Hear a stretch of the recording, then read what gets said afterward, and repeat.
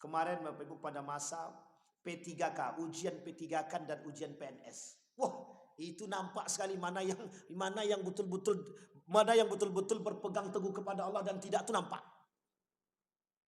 Aduh, stres aku. Enggak lulus P3K, enggak lulus PNS. Si anu tuh main curang, segala macam lah. Itu nampak orang-orang yang tak bergantung kepada Allah. Artinya apa? Kalau dia sadar yang memberikan itu keberuntungan itu adalah Allah, yang memberikan keberhasilan itu adalah Allah, maka dia tidak akan seperti itu. Tidak akan berlomba-lomba belajar siang malam sampai tidak sholat hanya untuk ikut P3K sama CPNS. Setelah Allah tidak kabulkan, stres dia. Ya kenapa? Sandarannya bukan Allah, sandarannya manusia. Akan terjadi hari kiamat, kata Nabi, sampai umatku itu akan meninggalkan sholat dan mereka menghilangkan sedikit demi sedikit nilai-nilai Islam itu dari diri mereka. Wa yabqal hutalah, tinggallah keburukan-keburukan pada diri mereka, kata Nabi. Kelak Bapak Ibu akan melihat orang-orang di muka bumi ini meremehkan sholat dan tidak punya dosa dengan sholat ketika dia meninggalkan sholat.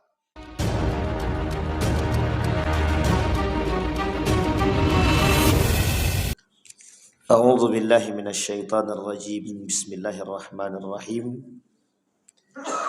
Assalamualaikum warahmatullahi wabarakatuh.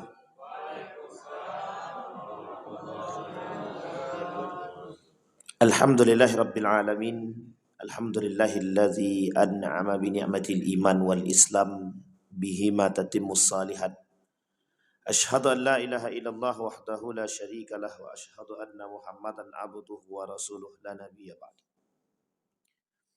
Allahumma salli wa sallim wa barik ala hadzal nabiyil karim. Allahumma salli ala Muhammad wa ala ali Muhammad fil alamin innaka Hamidum Majid. Ya ayuhan nasu ittaqu rabbakumul ladzi khalaqakum min nafsin wahidah wa khalaqa minha zawjaha wa batha minhuma rijalan katsiran wa nisaa'a wattaqullaha alladzi tasaaluna bihi wal arham innallaha kana 'alaikum raqibah. Wa qala Allah ta'ala ya ayyuhalladzina amanu ittaqullaha wa qulu qawlan sadida yuslih lakum a'malakum wa yaghfir lakum dhunubakum wa may yuti'illaha wa rasulahu faqad faza fawzan 'azima. Puji syukur kehadirat Allah atas limpahan rahmat dengan mengucapkan alhamdulillahirabbil alamin. Berselawat kepada Nabi dengan mengucapkan Allahumma salli ala Muhammad wa ala ali Muhammad fil alamin innaka Hamidum Majid. Mudah-mudahan di subuh hari ini Allah limpahkan rahmat dan karunia-Nya kepada kita semua. Allah jadikan rumah tangga yang sakinah mawaddah warahmah. Allah berikan ketenangan dan ketabahan dalam hati kita karena keimanan kita. Allah istiqamahkan kita dalam ketaatan dan kebaikan kepadanya. Allah anugerahkan anak-anak yang selalu taat kepada kedua orang tuanya. Allah anugerahkan anak-anak yang saleh dan salihah, anak-anak yang taat beribadah. InsyaAllah kita semua dalam keadaan husnul khatimah. Untuk orang tua kita yang telah mendahului kita, Allah tempatkan di tempat terbaik di sisinya. Allah terima amal ibadahnya. Allah kumpulkan bersama orang-orang yang saleh kelak di akhirnya. Amin ya rabbal alamin. Untuk orang tua kita yang masih hidup, Allah sehatkan, Allah kuatkan, Allah luaskan rezeki, kemudian Allah istiqamahkan, Allah tanamkan dalam diri dia keimanan, Allah athbata fi qulubihimul iman, Allah tetapkan keimanan dalam diri mereka istiqamah sampai hari kiamat. Amin ya rabbal alamin. Baik Bapak Ibu sekalian yang berbahagia, kemarin kita masuk pada dosa yang keempat, dosa besar yang keempat, masih pada yang meninggalkan salat. Di halaman ke-18 ini ada pasal selanjutnya. Kemarin kita sudah bahas berbagai macam hal tentang orang-orang yang meninggalkan sholat dan klasifikasinya. Ada yang sengaja meninggalkan sholat, ada yang tidak sengaja meninggalkan sholat. Jadi ada orang yang meninggalkan sholat itu sengaja, ada yang tidak sengaja. Ada yang kemudian melalaikan sholat. Ada yang kemudian lalai di situ, ada yang kemudian lalai karena perbuatan. Ada yang kedua, ada yang lalai memang bukan karena disengaja. Nah ini sudah kita sampaikan semua. Dan ada orang-orang yang mendapatkan ma'fu anhu dari Allah. Rufi'al qalam, yang kemarin kita sudah sampaikan. Sabiyu hatta yabluk. Kemudian orang yang tidur hatta yastaikid. Kemudian orang yang tidak berakal sampai dia sadar. Orang-orang ini yang diberikan ampunan oleh Allah atau ma'fu anhu. Tertidur sampai dia terbangun. Tidur dia sampai dia terbangun. Tidur dalam maksud adalah ketika dia tidur tapi kemudian tak sadar alarm sudah berbunyi dan lain sebagainya. Nah, kondisi ini kemudian dimaklumi sampai dia terbangun. Ketika dia terbangun tidak boleh ada aktivitas yang lain kecuali dia melaksanakan solat. Ketika dia langsung solat barulah oleh para ulama dikatakan terhitung masuk dalam pada hitungan solat. Kalau tidak, bangun dia di jam 8 dia masih beraktivitas yang lain baru kemudian dia solat, maka itu tak terhitung. Itu ghaflah. Dia sudah melalaikan solat dan bahkan masuk dalam kategori meninggalkan solat. Ibnu Katsir misalkan, Wahbah Zuhaili misalkan, Al-Maraghi misalkan, dalam tafsirnya mengatakan ketika Allah mengatakan ma salakakum fi saqar lam nakum minal musallin wa lam nakun nut'imul miskin misalkan. Kata para ulama tafsir mentafsirkan ayat tersebut. Kata para ulama, ketika ada orang yang meninggalkan salat, maka mereka dimasukkan ke dalam neraka jahanam. Ini Allah yang berkata, maaf, neraka sakar. Ini Allah yang kata. Tapi kata para ulama tafsir yang dimaksud orang yang masuk ke dalam neraka sakar itu adalah orang yang meninggalkan salat itu bukan meninggalkan qat'i. Bukan meninggalkan mutlak, tapi lalai dari solat. Jadi yang dimaksud dengan neraka sakar itu lalai dengan solatnya. Tapi justru orang-orang yang meninggalkan solat yang betul-betul meninggalkan solat secara mutlak, dia tak solat begitu. Bahkan solat subuh tidak, solat zuhur tidak, solat asar tidak, solat maghrib tidak, solat isya tidak.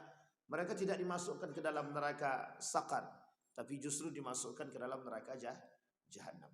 Nah, Bapak Ibu sekalian yang berbahagia, kemarin kita sampai pada poin tersebut. Sekarang kita masuk pada pasal selanjutnya, masih dalam bab tarikus salah. Kata para ulama, kata Imam Az-Zahabi, mata yu'mar as-sahib, mata yu'mar as-sabi bis salah. Kapan anak itu disuruh salat? Dan Nabi mengatakan, muru as-sabi bis salati idza balagha 7 sinin. Suruh anakmu salat pada umur 7 tahun. Jadi 7 tahun itu suruh salat. Kalau pada umur 9 tahun tak mau salat, baru kemudian dipukul gitu. Fa idza balagha 10 sinin fadribuhu alaih. Kalau sudah sampai 9 sampai 10 tahun, dia masih tidak mau salat, kata Nabi, pukullah dia. Pukul di sini Bapak Ibu itu menjadi poin penting bagi para ulama. Tidak ada pukul yang dimaksud di sini itu bukan pukul dalam kategori pukul orang mengamuk. Dipukulnya habis-habis sampai mau mati anaknya. Nah, tidak, bukan begitu. Pukul untuk memberikan efek peringatan kepada anak.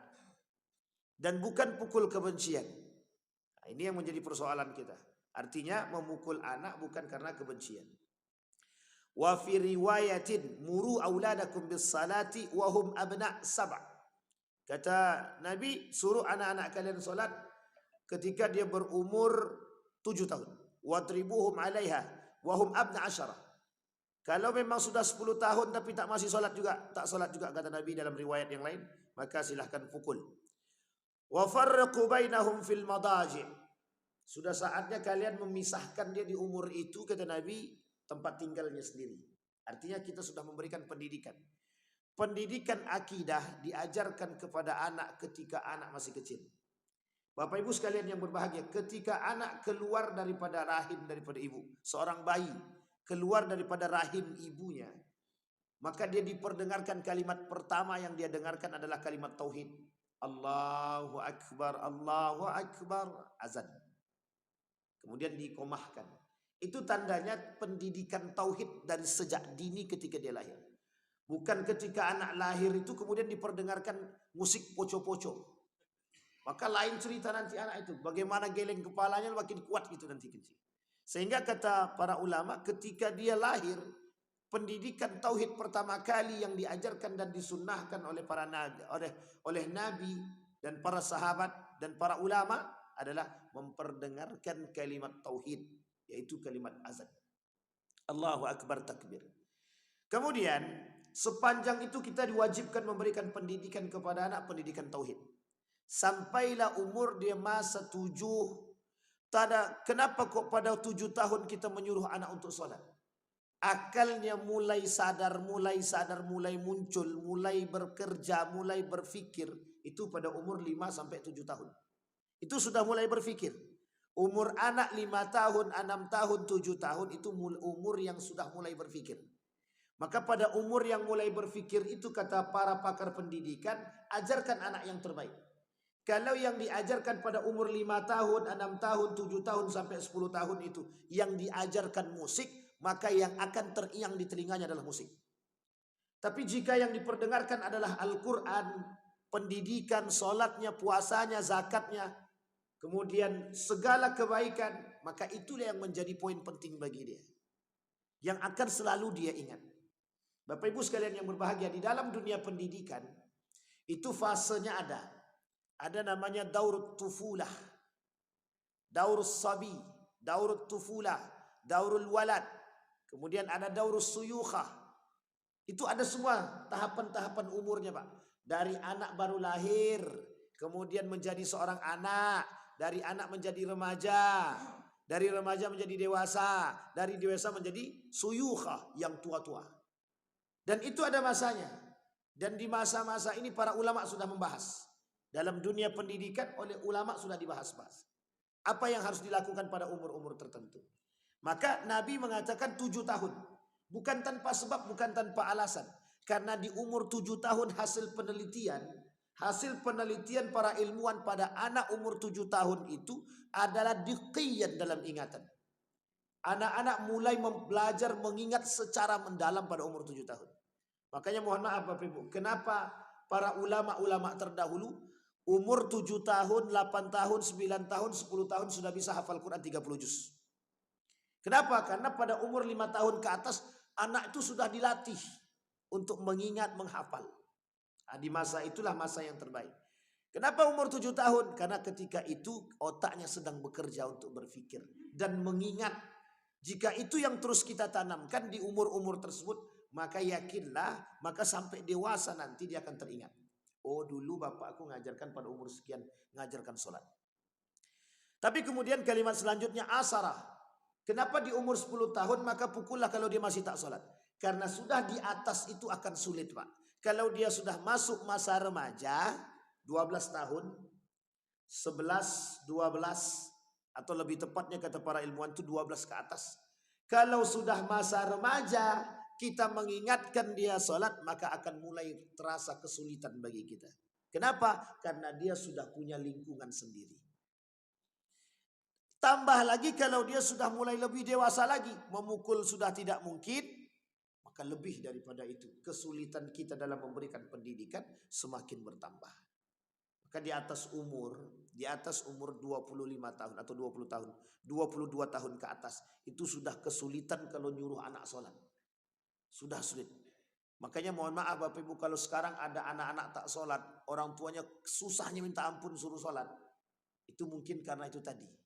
Karena dari kecil dia tidak dilatih untuk sholat. Yang kedua, karena faktor lingkungan. Kata Imam Al-Ghazali, lingkungan itu membangun. Sedangkan orang yang sudah terbiasa sholat, dihadapkan dengan lingkungan yang tidak pernah sholat, maka yakinlah anak itu tidak akan sholat dia. Kenapa? Lingkungan itu berat Pak.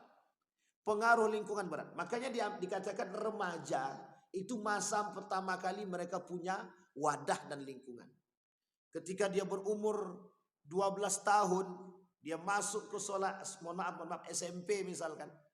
Dan di situ dia sudah punya lingkungan sendiri. Dia sudah punya kawan-kawan dia sendiri. Dia akan melihat dengan kacamata dia. Loh, kok anak-anak yang lain tidak ada dipaksa orang tuanya untuk sholat? Kok aku dipaksa? Sehingga di sini dia berpikir.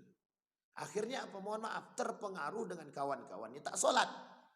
Akhirnya tak sholat dia. Kawanku je tak sholat. Akhirnya mereka terpengaruh. Semakin lama kita memberikan lingkungan itu kepada mereka, maka semakin lama pula mereka akan terpengaruh dengan lingkungan tersebut. Bukan berarti kita menyalahkan lingkungan. Karena lingkungan tidak bisa disalahkan, memang kondisinya begitu. Yang disalahkan siapa? Orang tuanya. Yang salah memilih lingkungan. Di umur 12 tahun ke atas. Makanya kata Nabi pada umur 10 kalau dia tak sholat pukullah. Karena masih ada masa untuk memberikan peringatan. Kalau sudah sampai 12 tahun ke atas kita sudah peringatkan, sulit. Apalagi kalau sudah 20 tahun, 22 tahun ke atas atau 20 tahun ke atas. Makin sulit bagi kita. Ditambah, mohon maaf, dia sudah kuliah, lingkungannya sudah berbeda. Sudah berbeda lagi Bapak Ibu. Qala al-Imam Abu Sulaiman Al-Khutabi rahimahullah, hadzal hadis yadullu ala ighlazil uqubah. Apa kata beliau, kata Imam Sulaiman Al-Khutabi, hadis ini itu dalil atas ighlazul uqubati lahu idza balagha tarikan laha. Dalil ini membolehkan bagi orang tua untuk memberikan peringatan kepada anak atau hukuman, baik berupa pukulan atau hukuman apapun kepada anak jika mereka meninggalkan sholat. Sampai di sini bisa dipahami Bapak Ibu? Wa kana ba'du ashabil Imam Syafi'i rahimahullahu taala yahtajju bihi fi wujubi qitlati idza tarakaha muta'ammidan ba'dal bulugh. Kata para ulama dari kalangan Imam Syafi'i atau sahabat Imam Syafi'i mengatakan begini. Mereka menentang di sini berargumentasi bahwa sebenarnya ukubah tadi boleh diberikan kepada anak jika balagal wujub. Kalau mereka sudah balik dan sudah sampai masa kewajiban kepada mereka. Jadi kalau tak sampai kewajiban kepada mereka tidak usah, tidak ada masalah. Kata sahabat Imam Syafi'i. Jika mereka meninggalkan itu dengan sengaja dan muta'ammidan terus menerus di masa balik mereka dan pada masa itu mereka sudah wajib. Fayaqul idza istahaqqa ad-darba wa huwa ghairu balighin. Kemudian fayadullu ala annahu yustahaqqu ba'da al-bulugh min al-uqubati ma huwa ablaq min ad-darbi wa laysa ba'da ad-darbi syai' ashaddu min al-qatl. Apa kata para ulama, kata dari kalangan sahabat-sahabat Imam Syafi'i, yang berhak memberikan pukulan itu kepada anak yang umurnya belum sampai dewasa, maka yang diberikan peringatan itu dalam tingkatan yang betul-betul memberikan peringatan, bukan pukulan yang benar-benar pukulan. Fayadullu ala annahu yustahaqqu. Tujuannya untuk memberikan nanti kalau dia sudah dewasa baru diberikan pukulan beneran untuk agar dia kecil ini sadar dia. Nanti kalau sekarang saja belum dewasa, belum besar saja aku sudah dimarahi kalau meninggalkan sholat, apalagi kalau sudah dewasa bisa jadi lebih daripada itu hukuman yang diberikan. Nah, kata sahabat para Imam Syafi'i tadi, maka poin pentingnya adalah ketika mereka sengaja meninggalkan sholat, ingatkan mereka, berikan peringatan yang setara. Maka kata para ulama hadis yang lain memahami kalimat fadribuhu, kalimat memukul itu adalah disebut sebagai kiasan, peringatan. Diartikan sebagai peringatan. Wa qad ikhtalafa al-ulama rahimahumullah fi hukmi tarikis salah. Telah terjadi perdebatan ulama di dalam hukum meninggalkan salat. Faqala Malik wa Syafi'i wa Ahmad rahimahumullah tarikus salah yaqtulu darban bisayf fi rukbatihi. Orang yang meninggalkan salat dengan sengaja, yaqtul darban bisayfi fi raqbatihi, dipukulkan atau dibunuh dia dengan pukulan pedang pada badan dia. Thumma ikhtalafu fi kufrihi idza tarakaha min ghairi uzrin hatta yakhruju waqtiha. Apa kata dia, kata para ulama, kalau ada orang yang meninggalkan salat, kata Nabi dalam riwayatnya begini, man taraka salah, yang meninggalkan salat faqad kafara, dia sudah kafir. Tapi kata para ulama yang disebut dengan kafir di sini apa, kata para ulama?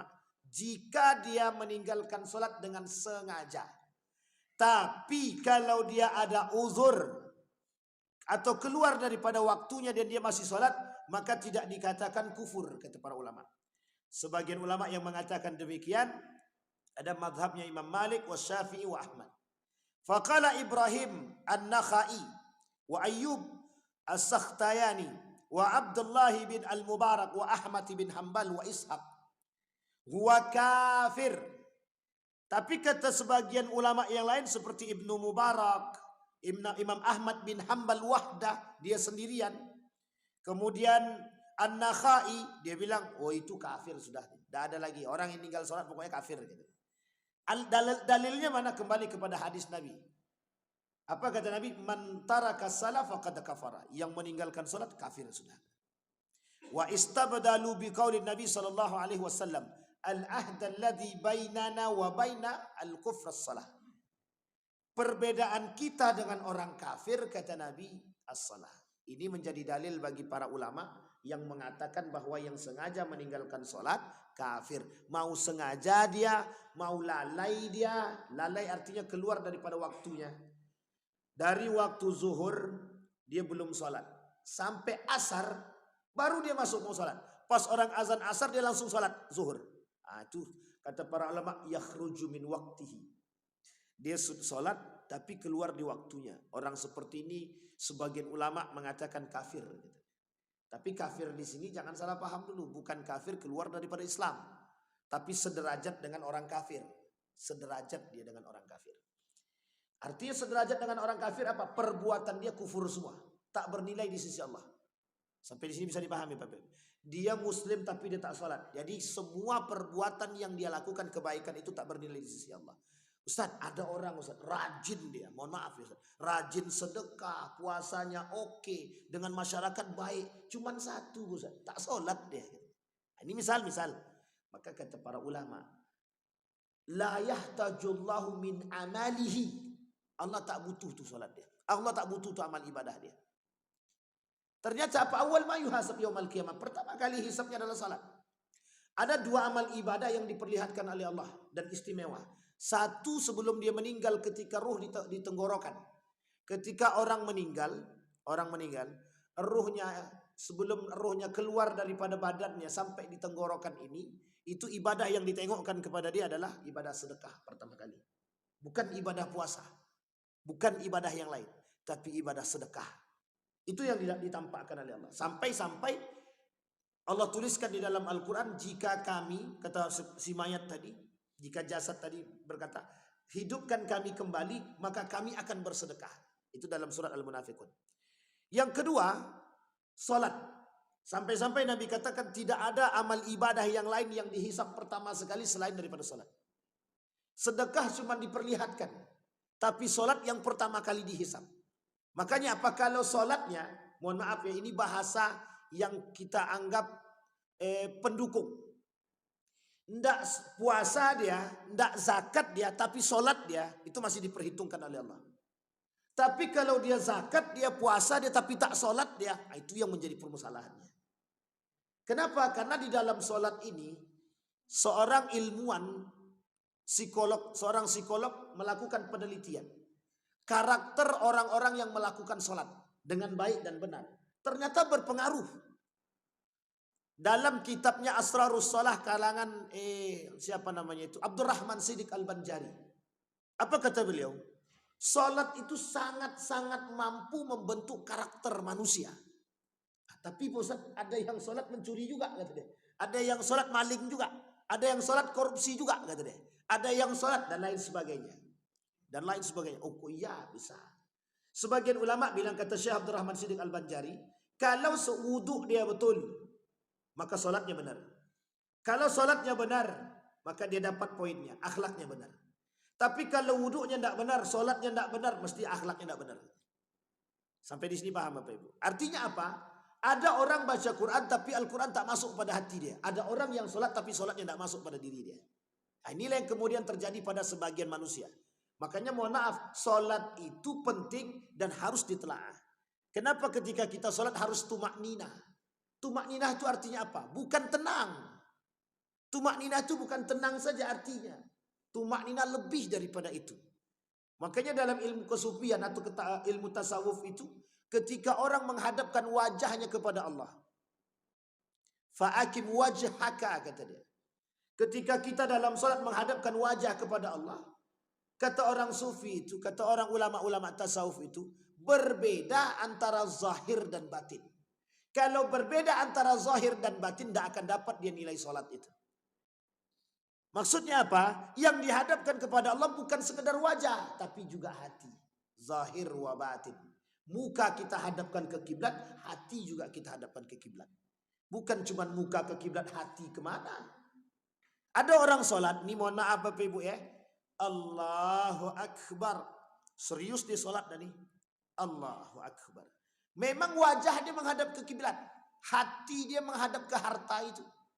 Tadi motorku tinggal di luar, tadi dah dikunci belum ya? Nah, goyang imannya langsung. Dalam sholat dia ingat motornya belum dikunci. Belum digembok. Sehingga mohon maaf, apa yang terjadi pada diri dia? Tidak ada kekhusyuan dalam sholat itu. Tidak ada khusyuknya dalam sholat. Takutlah motornya hilang. Setelah selesai sholat, Assalamualaikum warahmatullahi wabarakatuh. Langsung dia kabur ke parkiran. Alhamdulillah motorku aman. Katanya. Baru dia tenang. Maka Bapak Ibu, sebagian ulama bilang begini. Kalau pengen mencari barang yang hilang, bawalah sholat. Katanya. Dia ada dua tempat terbaik untuk mencari barang yang hilang. Satu tempat dalam sholat, yang kedua dalam kamar mandi. Gitu. Ketika sedang buang hajat. Maka itu keluar semua ide-ide cemerlang itu. Nah, coba bayangkan. Dan itu disampaikan, benar itu disampaikan. Dua tempat itu. Karena dalam sholat itu setan itu berkeliaran. Jangan dikira dalam masjid itu tidak ada setan. Makanya kalimatnya dalam hadis Nabi, Sawwu sufufakum.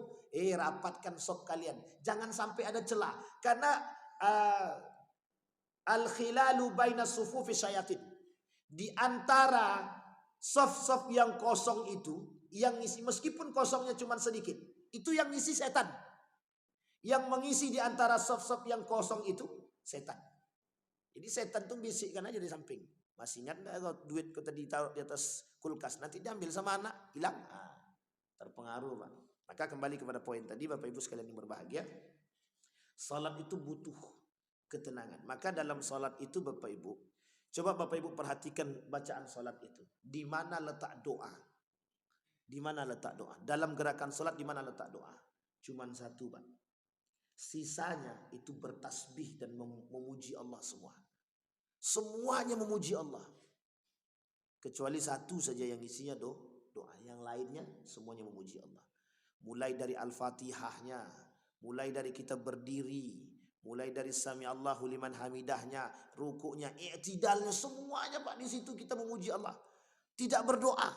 Kita cuma memuji Allah saja. Artinya apa? Ya Allah, Engkau baik sekali. Tiada Tuhan selainmu, segala puji bagi dirimu. Semua itu yang kita sampaikan.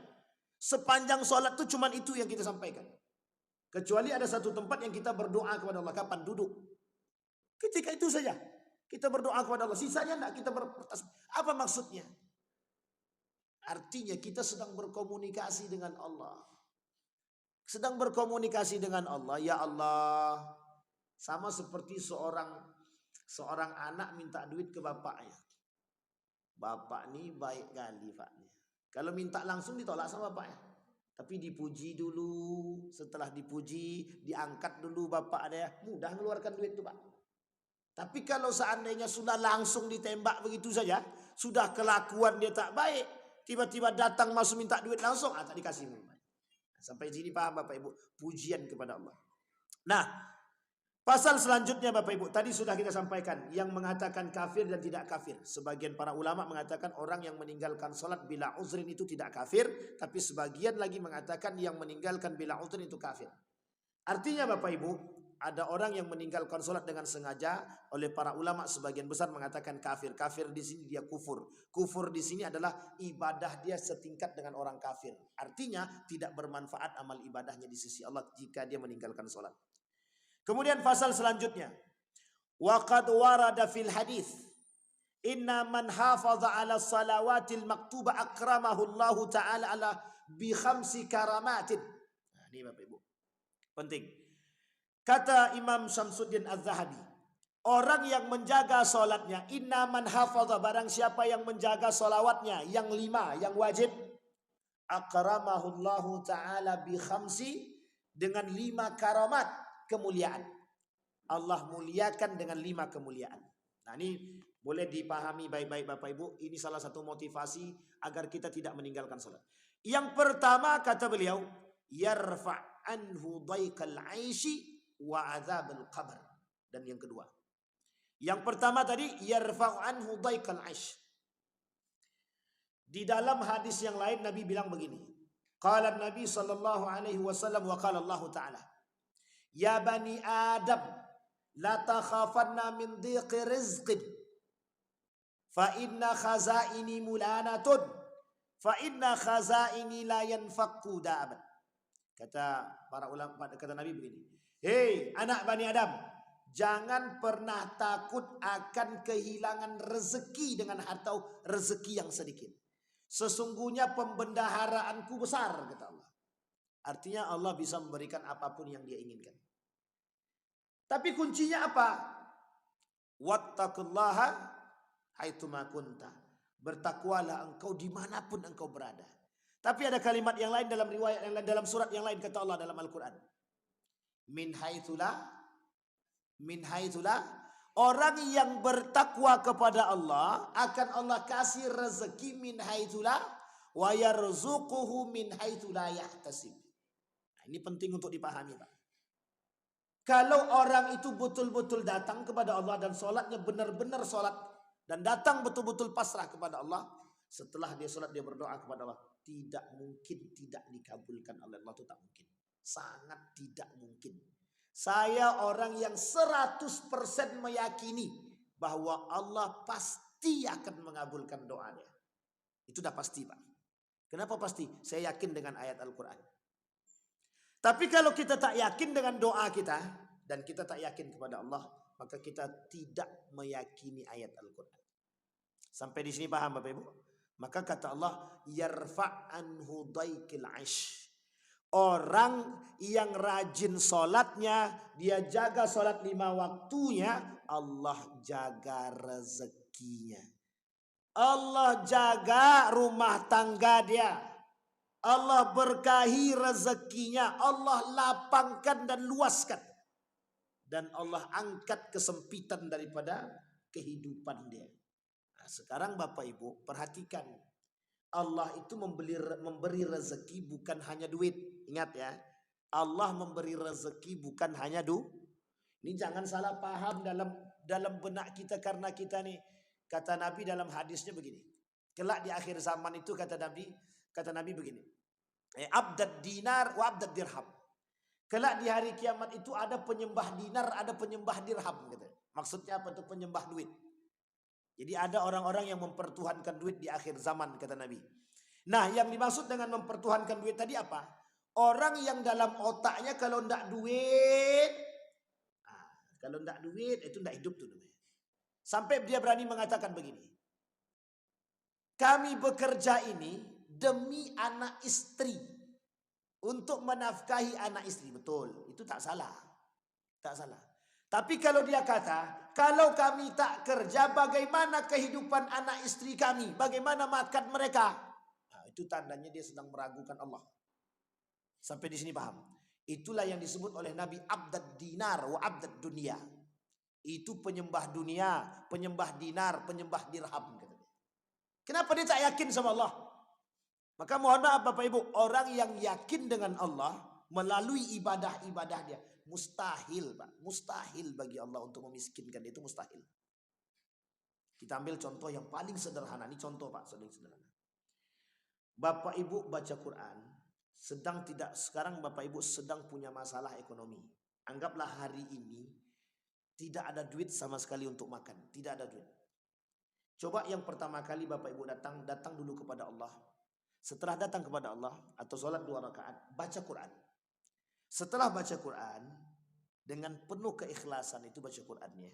Habis itu doa kepada Allah. Ya Allah, jika kau pandang sholat 2 rakaatku dan baca Quranku sebagai amal soleh, aku berdoa berwasilah dari amal soleh ini. Berikan keberkahan dan berikan aku rezeki. Pasti Allah kasih. Itu pasti Pak. Kenapa begitu? Allah tak pernah melepaskan hambanya, mau sempit ataupun lapang, Pak. Sekarang pertanyaannya, wong baca Quran saja, setelah baca Quran dia berdoa Allah kabulkan, masa setelah sholat tidak Allah kabulkan? Itu tidak masuk akal itu. Bagi Allah tak masuk akal. Bagi orang beriman sangat tidak masuk akal. Kecuali orang kafir, memang mereka tak sholat. Atau orang munafik. Orang munafik dan orang kafir sama tingkatannya, nanti kita lihat. Ada dalam pembahasan. Sama tingkatannya. Kenapa? Mereka tak percaya kepada Tuhan. Mereka tidak percaya bahwa sholat itu bisa memberikan rezeki. Sekarang saya tanya Bapak Ibu, yang memberikan rezeki itu kerja atau Allah? Itu dia. Artinya apa? Nah ini kemarin Bapak Ibu pada masa P3K, ujian P3K dan ujian PNS. Wah, itu nampak sekali mana yang betul-betul berpegang teguh kepada Allah dan tidak tuh nampak. Aduh, stres aku. Enggak lulus P3K. Enggak lulus PNS. Si anu tuh main curang, segala macam lah. Itu nampak orang-orang yang tak bergantung kepada Allah. Artinya apa? Kalau dia sadar yang memberikan itu keberuntungan itu adalah Allah, yang memberikan keberhasilan itu adalah Allah, maka dia tidak akan seperti itu. Tidak akan berlomba-lomba belajar siang malam sampai tidak sholat hanya untuk ikut P3K sama CPNS. Setelah Allah tidak kabulkan, stres dia. Ya kenapa? Sandarannya bukan Allah, sandarannya manusia. Sandarannya bukan Allah, sandarannya kemampuan. Dia berharap dengan kemampuannya itu bisa. Perasaan sudah aku jawab semuanya, sudah terasa benar semuanya. Tapi kok tidak lulus juga? Coba mau protes kemana dia?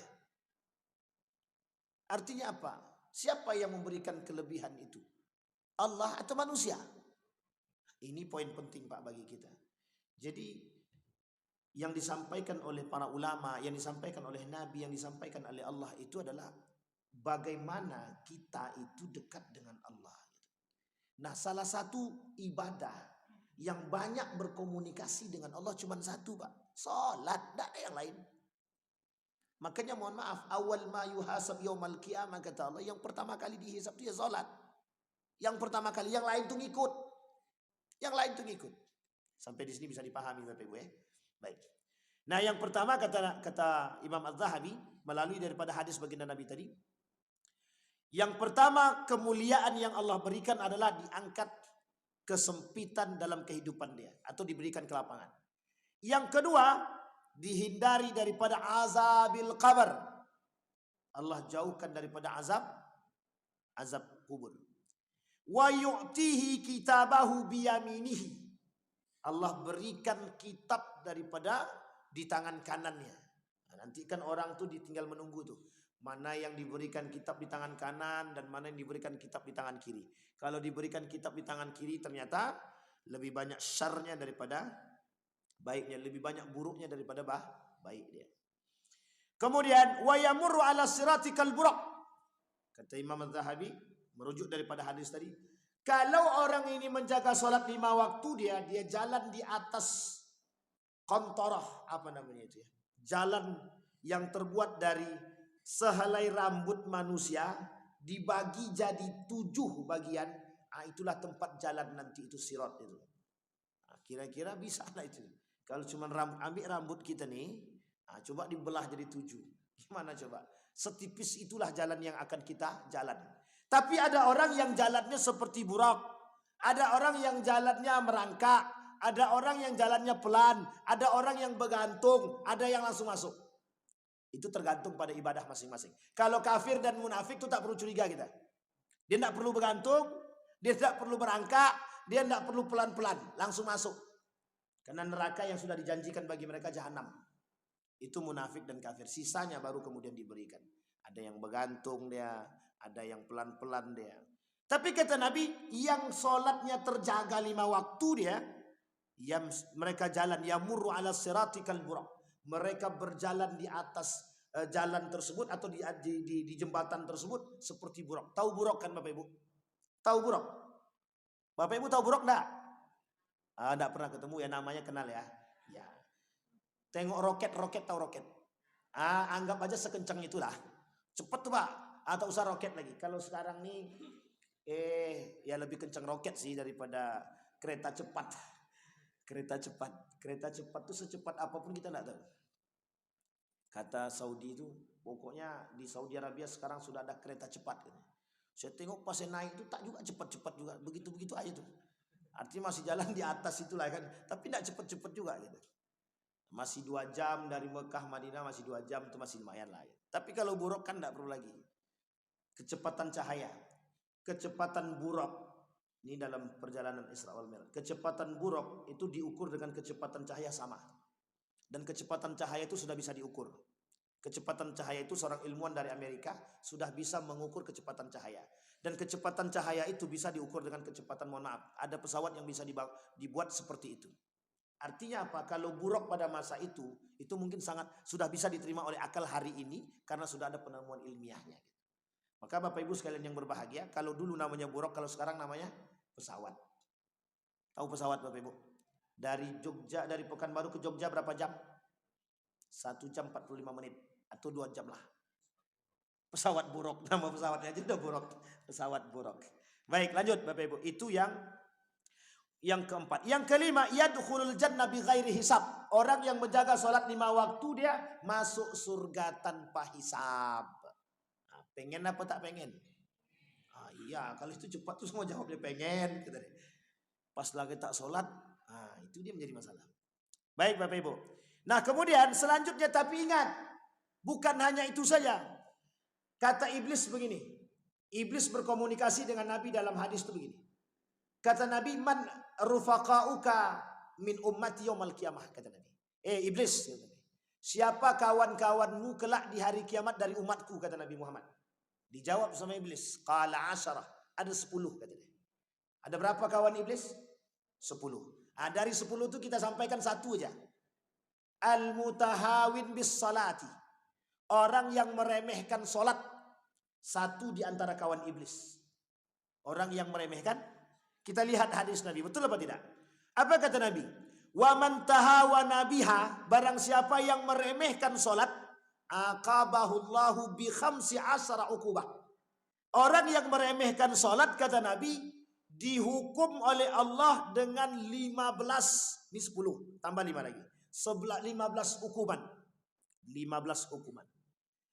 5 di dunia, 3 ketika mati, 3 dalam kubur, 3 ketika sudah keluar daripada kubur.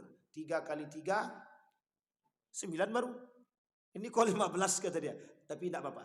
5 di dunia, 3 ketika mati, 3 di dalam kubur, 3 inda khuruji minal kubur. Kemudian baru berapa itu? 9 tambah 5, 14. Satunya lagi, wa yadkhulul finnar. Dimasukkan ke dalam neraka. Fa'ammal lati fid dunya, adapun 5 yang di dunia itu, 5 hukuman bagi mereka yang meremehkan salat, bukan meninggalkan salat. Ingat kalimatnya tahawan. Artinya dia meremehkan, bukan meninggalkan. Kalau meremehkan itu begini. Salat ya, tapi tunggu waktu. Ntar dulu lah. Jadi orang yang meremehkan salat ini maknanya banyak. Meninggalkan salat, meremehkan salat. Tidak yakin dengan sholat bahwa sholat itu bisa memberikan keberkahan. Tak yakin, itu meremehkan sholat. Melalaikan sholat sampai akhir waktu, sama, dia meremehkan sholat. Kemudian dia katakan bahwa sholat itu bukanlah satu-satunya amal terbaik, merendahkan sholat. Sampai di sini paham? Ini wujud peremehan terhadap sholat. Sehingga mohon maaf ketika dia membandingkan antara sholat dengan dunia, termasuk dengan peremehan sholat. Membandingkan itu bagaimana? Ketika azan berkumandang, masih ada pelanggan di warung. Kira-kira mau meninggalkan meninggalkan warung, situ ada duit masuk atau piti masuk, atau atau melalaikan sholat. Lalaikan dulu lah Ustaz, biarkan dulu selesai, kan masih azan. Pas azan selesai, ini cara setan menghasut Pak, cara iblis masuk begini, cara iblis masuk tuh. Pas azan selesai, yang tadinya cuma 1 orang naik jadi 5 orang. Kira-kira piti masuk enggak tuh? Ketika 5 datang, qomat berkumandang. Akan baru qomat, belum rakaat pertama. Diladenin tuh Pak. Sampai yang kelima, sholat pun selesai. Astagfirullah. Barulah dia istighfar. Astagfirullah. Padahal dia sadar. Maka istighfarnya tak berlaku di hadapan Allah itu Pak. Kecuali memang dia beristighfar murni karena kesalahan dia. Tapi itu sengaja. Nah itu sama dengan melalaikan. Dia lebih mementingkan urusan itu ketimbang yang lain. Dia lebih penting duit masuk daripada berkah masuk. Lebih penting piti masuk daripada berkah masuk. Nah, coba bayangkan Bapak Ibu. Ini terjadi di semua tempat. Di mana-mana. Mulai dari Sabang sampai Merauke. Dari ujung dunia sampai akhir dunia sama. Semua begitu. Ketika sudah ada pelanggan tuh, sayanglah. Piti masuk. Meskipun cuma 20.000. Untungnya cuma 20.000. Berarti kita sedang membandingkan 20.000 dengan sholat. Artinya apa? Kita menghargai sholat itu cuma 20.000. Paling tinggi keuntungan kita 200.000. Satu orang. Paling tinggi dari 5 orang itu kita dapat 1 juta. Berarti kita mengukur sholat itu sebanding dengan 1 juta. Kata Allah, kok rendah sekali kalian hargai aku, gitu deh. Jadi jangan salah kalau Allah berkata begitu kepada hambanya. Kok rendah sekali kalian hargai diriku, gitu deh. Makanya Bapak Ibu, uniknya yang bagus itu yang kemarin itu yang keluar di televisi. Yang korupsi 327 triliun itu. Nah, apa kata dia? Korupsi jangan tanggung-tanggung. Jadi sekali korupsi 327 triliun. Itu kan mantap tuh. Dapat penjara cuma 6 tahun. Potong 100 juta, 100 juta, 100 juta, 600 baru habis. Masih sisa triliunan lagi kan. Nah itu maksudnya sama itu Pak. Artinya apa? Kok kalau mau berbuat dosa sekalian. Jangan tanggung-tanggung. Kalau mau mengukur sholat itu jangan tanggung-tanggung. Cuma 1 juta. Harus diukur dengan sebanyak mungkin. Tapi pertanyaannya, bisakah sholat itu diukur dengan dunia? Tak bisa. Bahkan cuman sholat apa namanya? Sholat isyraq. Bukan sholat 5 waktu, sholat isyraq. Lebih baik daripada seisi dunia. Coba bayangkan. Pertanyaannya kembali kepada kita. Sholat isyraq saja kita dapat seisi dunia. Gimana kalau sholat 5 waktu? Apa yang kita dapat? Pertanyaannya, mungkin tidak bagi Allah menolak doa kita? Tidak mungkin Pak. Sangat tidak mungkin. Kecuali yang kita minta tuh, ya Allah, tolong kau hancurkan rumah si Anu tuh ya Allah habis sholat. Dia doa begitu. Aku pokoknya benci sama si Anu tuh ya Allah. Hancurkan rumah dia. Nah, itu jelas Allah tolak tuh. Tapi kalau terzolimi secara mutlak bisa jadi. Nah, baik, kembali kepada poin tadi. Kata Allah, kata Nabi, 5 di dunia. Yang akan ditampakkan di dunia, 5. 1. Orang yang meremehkan sholat, 15 hukumannya. 5 di dunia. Nah yang 5 di dunia itu yang pertama, yanzi'ul baraka min umrihi. Allah cabut keberkahan dari umur dia. Jadi kalau umur keberkahan itu tak ada lagi, percuma dia ulang tahun itu. Iyalah, tidak ada guna ulang tahun. Kan guna ulang tahun itu ngapain? Doakan umurku biar berkah dan bermanfaat. Ya Allah sudah dicabut sama Allah, ngapain ulang tahun? Jadi ingat Bapak Ibu, orang yang meremehkan sholat dan apa tak lagi meninggalkan sholat, tak perlu Bapak Ibu capek-capek mendoakan umur dia berkah, tak perlu. Sudah mesti Allah cabut. Yang perlu kita doakan, ya Allah semoga dia tobat. Itu yang paling kita doakan. Kenapa? Buat apa kita capek-capek doakan, ya Allah semoga umur dia panjang. Semakin panjang umurnya semakin tidak sholat dia. Cepat doakan mati. Itu tak boleh juga. Jangan pula kita doakan mati pula. Yanza' fi qulubihi. Allah cabut tuh keberkahannya, kata Nabi. Yang kedua, yamhi siyab as-salihina min wajh. Dicabut asar soleh di wajahnya. Allah hapus. Allah hapus asar soleh di wajahnya. Tak nampak kebaikan daripada diri dia itu, tak nampak. Orang yang rajin salat dan rajin baca Quran, itu wajah dia bercahaya. Yang mandang bukan kita. Jangan tengok di kaca, kok tak nampak, aku rajin sholat tak nampak cahaya tu. Ya nengoknya jangan di dalam gelap, pakai lampu nampak cahaya tu. Yang nampak orang rajin sholat itu cahaya di wajah itu bukan kita, orang lain. Kalau dia sengaja menengok di kaca berarti dia sedang berharap dipuji. Sampai di sini paham ya Bapak Ibu ya? Apa kata orang, kok bersih wajah Bang Bembeng tu ya, kata dia. Secara batin, bukan zahir. Sampai di sini paham ya Bapak Ibu. Ini penting. Karena Bapak Ibu pasti akan bertemu dengan orang seperti itu. Oh si Anu tuh kok bercahaya ya wajah dia. Kok bersih kali wajahnya. Dia tak katakan di depan orangnya. Dia katakan dengan yang lain. Kenapa? Oh mungkin karena dia rajin sholat. Mungkin karena dia rajin membaca Al-Quran. Dan Allah itu janjinya Allah kok. Naddarallah kata Allah. Naddarallah.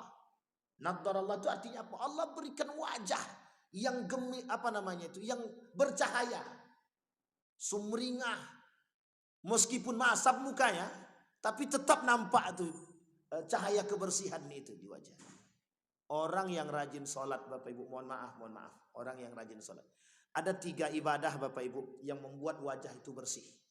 Satu, orang yang menjaga wudhu dia, hatta yubtil, sampai dia batal. Jadi Bapak Ibu, orang yang menjaga wudhu dia, itu di hari kiamat, wajah dia bercahaya. Orang yang menjaga sholatnya, 5 waktu tadi, wajah dia bercahaya. Dan yang ketiga, orang yang baca Al-Quran. Orang yang membaca Al-Quran dengan hatinya, maksudnya membaca tapi hatinya juga ikut membaca, Allah berikan sinar di wajahnya. Nadharallahu yaumal qiyamah. Allah di hari kiamat Allah tampakkan ketika dibangkitkan itu kelihatan wajah-wajah yang bersinar itu. Nah, kalau nampak Bapak Ibu wajah yang bersinar itu dari saudara-saudara kita, ibadahnya paling tidak itu 3 tadi. Orang yang menjaga wudhu dia, orang yang rajin sholat 5 waktu, menjaga sholat 5 waktunya, dan orang yang rajin baca Qur'annya. Itu yang keberapa tadi? Yang kedua. Jadi wajah dia kalau dia tinggalkan sholat itu tidak nampak, tidak bersinar, tidak berseri. Tidak ada wajah-wajah orang soleh itu tak nampak. Wajah-wajah, tengok wajah, memang tak nampak wajah soleh dari wajah anda itu. Kan sering kita bergurau dengan kawan gitu. Kau ni nampak, suka kali kau mencuri, suka kali kau maling, suka kali kau tak tinggalkan sholat. Tak nampak wajah soleh dalam diri kau lagi. Nah, kan gitu. Kadang-kadang ada lagi yang lebih parah lagi, kok sholat kau main-main kayak munafik aja. Dah tak nampak wajah soleh dalam wajahmu. Nah, itu juga sama. Itu sebenarnya bahasa yang kemudian ditampakkan. Itu yang kedua. Yang ketiga, kullu amalin ya'malu bihi la yu'ajjiruhu Allahu alaih. Nah, ini tadi saya sampaikan Bapak Ibu. Orang yang sengaja meremehkan sholat, meninggalkan sholat, melalaikan sholat dan lain sebagainya, merendahkan sholat, menghinakan sholat, semua amal ibadah yang dia perbuat tidak diganjar oleh Allah, tidak diberikan balasan sama Allah. Jadi capek-capek aja sholat, capek-capek aja beribadah yang lain tapi tidak bernilai di sisi Allah. Makanya dalam Al-Quran Allah sebut apa dalam Al-Quran? Habitat a'maluhum. Orang yang meninggalkan sholat itu kufur. Orang kufur itu apapun ibadah yang dia buat, mau sedekahnya, mau berbuat baiknya dengan manusia, tidak Allah nilai sama sekali. Sekarang saya tanya Bapak Ibu. Puasa 30 hari. Puasa kita, tapi kita tak sholat. Kira-kira capeknya atau tak dapat capek apa tak dapat capek? Dapat capeknya doang Bapak Ibu. Tidak dapat apa-apa dari Allah. Cuman capek. Oh ada Ustaz, ada yang kami dapat. THR. Itu pun kalau ada yang mau kasih. Kalau tak ada yang kasih. Sampai di sini paham ya Bapak Ibu ya? Baik. Jadi jangan salah. Orang yang meninggalkan sholat itu bukan main-main. Bukan main-main. Saya ambil satu ayat dalam Al-Quran. Kata Allah dalam Al-Quran itu, orang yang melaksanakan sholat itu bisa mencegah perbuatan keji dengan mungkar. Itu bukan main-main, beneran itu. Bukan main-main, beneran. Kata Abdurrahman Siddiq Al-Banjari, kalau lisan dia berzikir, bertasbih kepada Allah dalam sholatnya, malu dia nak mencaci maki orang itu malu. Sampai sini paham Bapak Ibu? Orang yang rajin sholat ditambah oleh Allah rasa malu dia. Yang rajin sholat tapi ditambah oleh Allah rasa malu dia dalam diri dia. Sehingga nak mencaci, nak memaki itu malu Pak. Apalagi mencuri, apalagi korupsi, apalagi dan lain sebagainya, mau main curang segala macam. Apa yang mau dimainkan? Rasa malu sudah tertanam, lebih tinggi rasa malu dia. Itu yang kemudian tertanam dalam diri orang-orang yang mohon maaf menjaga sholatnya. Nah inilah keberkahan yang hilang kalau kita meninggalkan sholat. Yang keempat, la yarfa' lahu du'a ila sama'. Tidak sampai doanya sama Allah. Ya Allah. Dia tak sholat, tapi dia berdoa kepada Allah. Sebagian ulama berkata, dia bertobat terlebih dahulu kepada Allah, barulah kemudian Allah terima amal ibadah dia. Kalau tidak Allah terima. Jadi orang yang sudah meninggalkan sholat, nah, Bapak Ibu sekalian yang berbahagia, saya mengutip satu hadis dari baginda Nabi Muhammad SAW. Kata Nabi, kelak di hari kiamat itu Kelak di hari kiamat tidak akan terjadi hari kiamat, kata Nabi, sampai umatku itu akan meninggalkan salat dan mereka menghilangkan sedikit demi sedikit nilai-nilai Islam itu dari diri mereka. Wa yabqal hutalah, tinggallah keburukan-keburukan pada diri mereka, kata Nabi. Dan Bapak Ibu sekalian yang berbahagia, Bapak Ibu boleh perhatikan, peganglah kata-kata saya ini berdasarkan daripada baginda Nabi Muhammad SAW dalam hadisnya. Kelak Bapak Ibu akan melihat orang-orang di muka bumi ini meremehkan sholat dan tidak punya dosa dengan sholat ketika dia meninggalkan sholat. Saya ambil contoh. Saya ngajar di salah satu universitas. Saya tak sebut daerahnya mana. Nanti malu dia. Apalagi kalau saya sebutkan Riau. Oh, makin jadi malu Riau kan. Saya ngajar di salah satu universitas. Jumlah mahasiswanya ada 17. Salah. 27. Jumlah mahasiswanya 27. Bukan mahasiswa yang mahasiswi perempuan 27. Dari 27 itu saya tanya, siapa yang tadi sholat subuh? Yang angkat tangan cuma 2 orang. Berarti berapa orang yang tak sholat? 25. Kemudian saya tanya lagi, karena saya ngajarnya di waktu asar, saya tanya.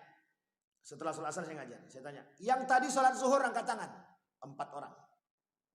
Dari 27 kurang 4 berarti 23. Yang sekarang sudah sholat asar angkat tangan. Tidak ada yang angkat tangan satupun. Kira-kira. Perbandingannya berapa banyak? Dari yang sholat dan yang tidak sholat.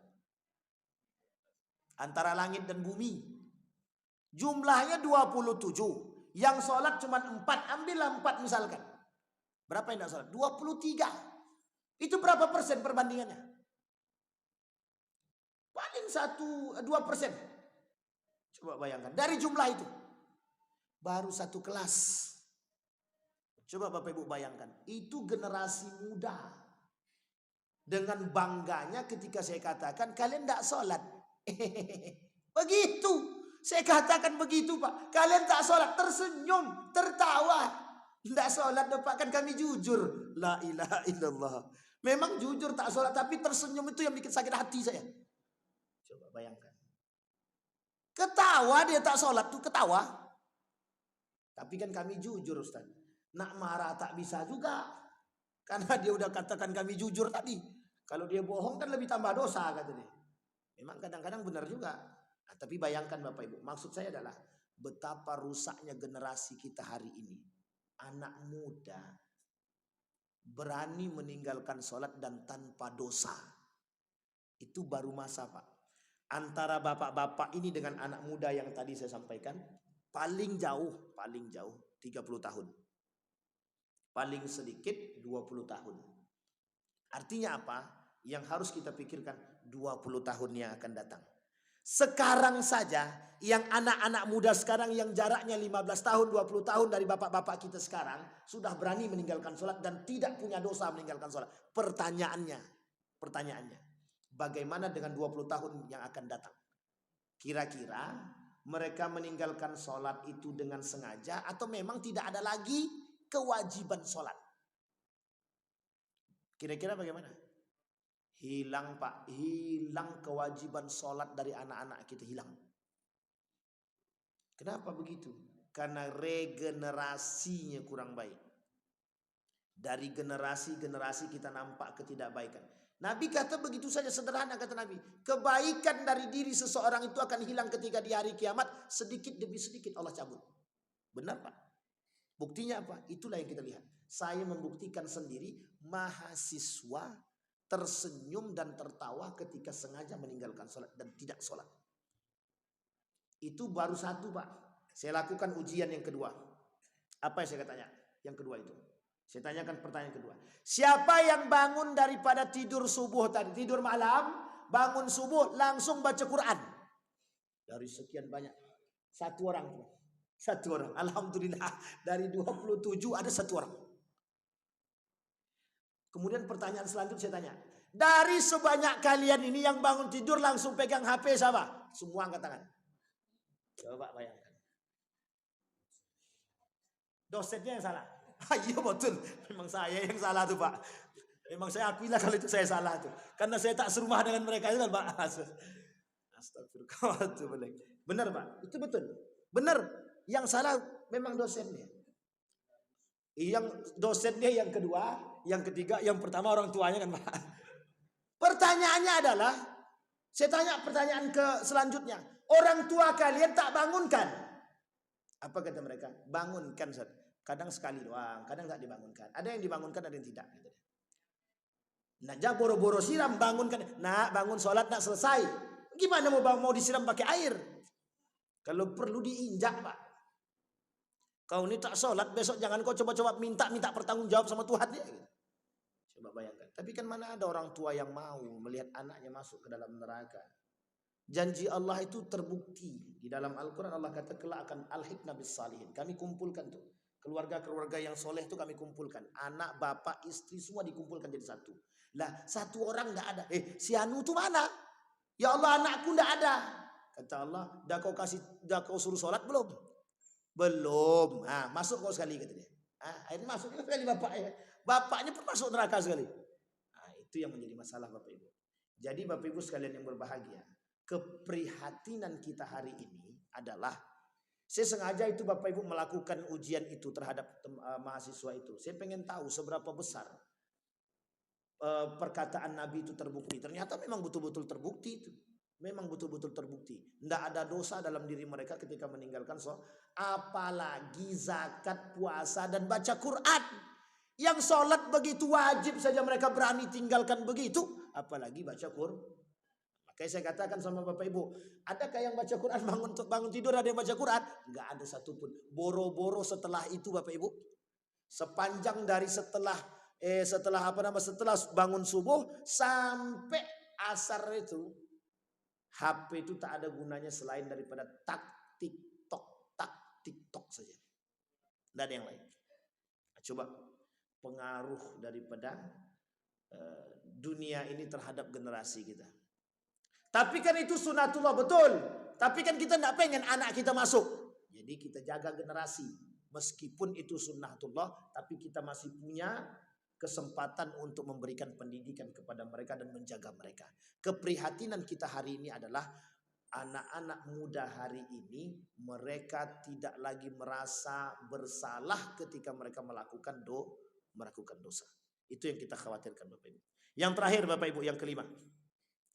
Wal khamisah laisa lahu hazzun fid du'a'is salihin. Tidak ada dia. Tidak ada ketika dia berdoa, ya Allah jadikan kami seperti mereka orang-orang soleh, tertolak. Ketika dia minta sama orang soleh, ya Allah, ya orang soleh tolong doakan kami. Allah jawab, itu tidak sholat, ngapain kalian doa? Doakan aja dia semoga tobat dan selesai. Begitu iya. La hazzalah, tak ada guna. Dan tak bermanfaat. Seperti yang tadi kita katakan, dia tak sholat. Kita doakan, ya Allah semoga umur dia panjang. Lalu Allah kata dia itu umurnya tak berkah, ngapain kita doakan berkah? Kita doakan saja semoga dia tobat. Semoga Allah memberikan hidayah. Artinya apa Bapak Ibu? Di dunia dia sudah dihukumi begitu oleh Allah. Bagaimana dengan di akhirat nanti? Maka mohon maaf Bapak Ibu,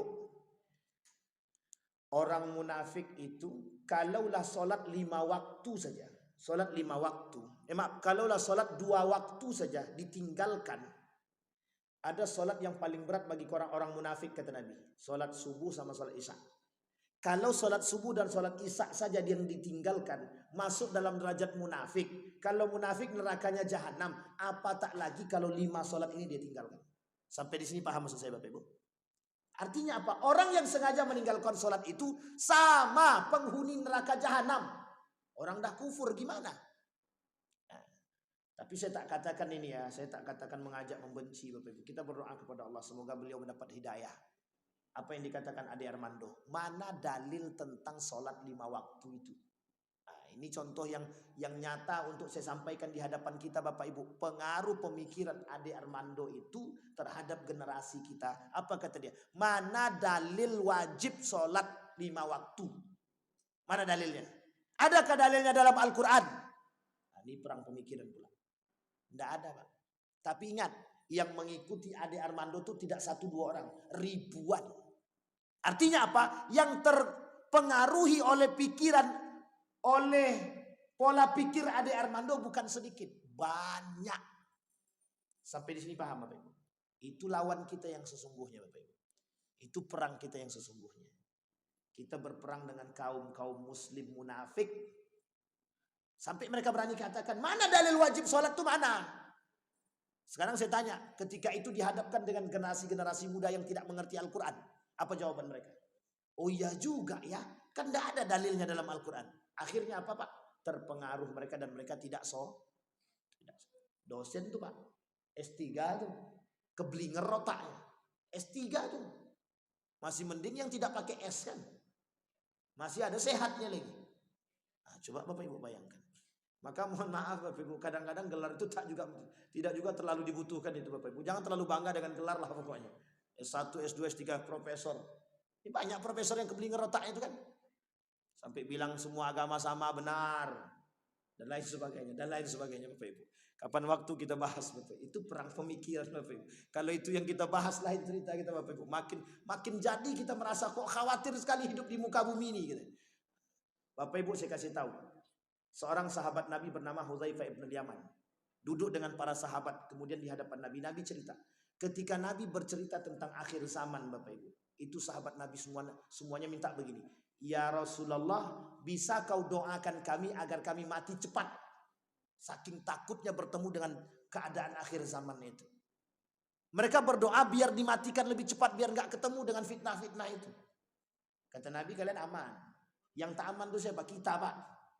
Yang tak aman itu siapa? Kita. Kita inilah yang berada di akhir zaman itu. Yang tidak aman itu kita. Kalau sahabat aman dia Nabi masih hidup. Dan sebagian besar dijamin masuk surga. Bahkan orang-orang ada yang di bawah tahta syajaratul ridwan. Yang bai'ur ridwan tahta syajarah. Nah, jelas masuk surga. Diridhai oleh Allah. Lah kita. Sahabat bukan. Tabi'in bukan. Tabi'in bukan. Ulama bukan. Hanya orang-orang yang oleh Nabi. Mereka akan menjadi orang yang paling beruntung. Selain daripada sahabat tabi'in dan tabi'in.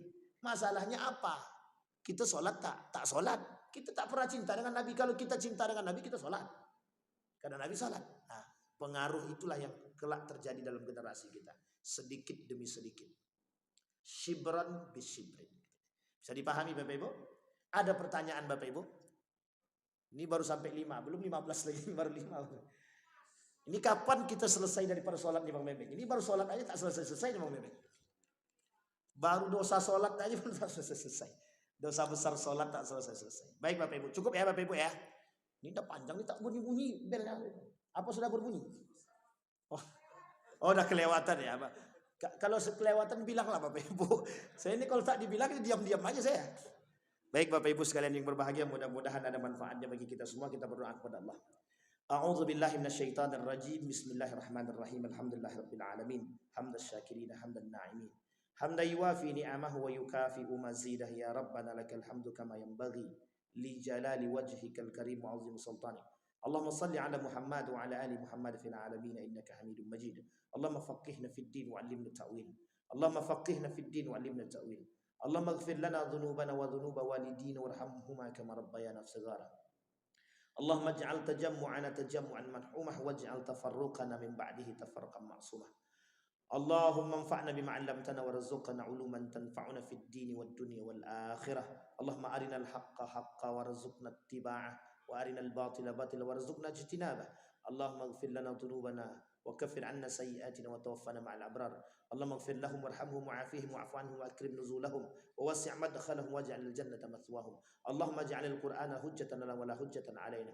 Allahumma ij'al al-Qur'ana hujjatan lana wa la hujjatan 'alaina ya rabbal alamin. Rabbana hab lana minas salihin. Rabbana hab lana min azwajina wa dhurriyyatina qurrata a'yun waj'alna lil muttaqina imama. Allahumma khtimna bi husnil khatimah. Allahumma khtimna bis salihin. Rabbana atina fid dunya hasanah wa fil akhirati hasanah wa qina azabannar. Walhamdulillahirabbil alamin. Assalamualaikum warahmatullahi wabarakatuh.